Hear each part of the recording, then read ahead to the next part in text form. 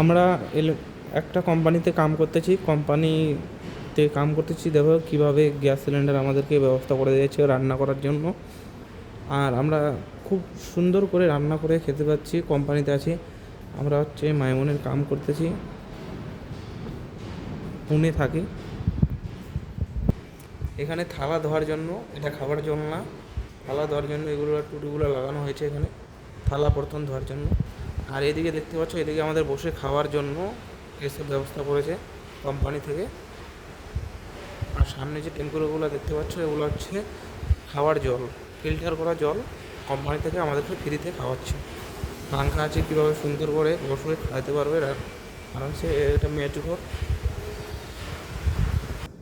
দেখতে পাচ্ছ, এখানে মুখ ধোয়ার জন্য এটা বানাইছে, হাত মুখ ধোয়ার জন্য। এদিকে পায়খানা বাথরুম, কত সুন্দর পায়খানা বাথরুম কোম্পানি থেকে বানাইতেছে দেখতে পাচ্ছ। পায়খানাতে বালতি থাকে, তারপর টুটি থাকে।